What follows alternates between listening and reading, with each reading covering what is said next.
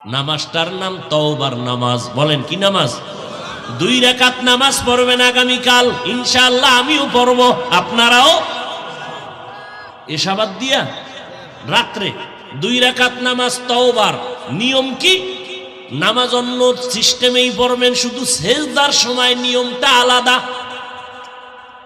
তওবার নিয়তে নামাজ পড়বেন, অন্তরকে আল্লাহর কাছে ছেড়ে দিয়া বলবেন, আল্লাহ আমি আপনার আদালতের আসামি হইয়া দাঁড়াইছি, তওবা করার নিয়তে নামাজে দাঁড়াইলাম। 2 রাকাত নামাজে কয়টা সেজদা হবে? 4টা সেজদা হবে। সেজদায় যখন যাবেন দিলটা নরম করে যাবেন, যাইয়া 3 বার বা 5 বার 7 বার সুবহান রব্বিয়াল আলা বলার পরে এরপরে 3 বার খুব নরম হইয়া 3 বার আমার আল্লাহকে হাজির নাজির মনে করে আপনি সেজদায় গিয়া মনে করবেন, আমার কপাল মাতুয়াইল মসজিদের ফ্লোরের মধ্যে নাই, নবীর হাদিস মতে আমি আমার মাওলার কুদরতি কদমের উপরে কপাল লাগায় দিছি। এইবার আল্লাহকে হাজির নাজির জানিয়া একা একা নির্জনে বলবেন 3 বার। কয়বার? তাসবিহ পড়ার পরে ইয়া রাব্বি গফিরলি, ইয়া রাব্বি গফিরলি, ইয়া রাব্বি গফিরলি, ও রব আমাকে মাফ করে দাও।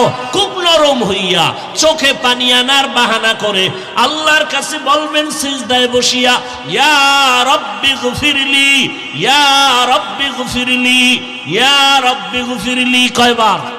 3 বার। প্রত্যেক সেজদায় শেষে 3 বার করিয়া এভাবে 2 রাকাত নামাজ পড়বেন। নামাজের পরে নির্জনে হাত উঁচু করিয়া ইস্তেগফার দুরূদ শরীফ পড়ে আল্লাহর কাছে এবার হাত উঁচু করে কাঁদবেন, আল্লাহ আমার জীবনের গুনাহ মাফ করে দাও। নবী কি বলছেন জানেন? এইভাবে নামাজ পড়লে ওই বান্দার সেজদার থেকে মাথা উঠবে না আল্লাহ ক্ষমার ঘোষণা না দেওয়া পর্যন্ত।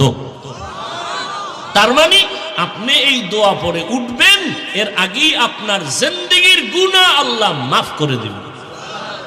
পারবেন? আল্লাহ আমাকেও তৌফিক দান করেন, আম্মা জানদেরকেও তৌফিক দান করেন, আপনাদেরকেও আল্লাহ তৌফিক দান করেন। কেউ যেন আমরা আমল থেকে বঞ্চিত না হয়ে যায়।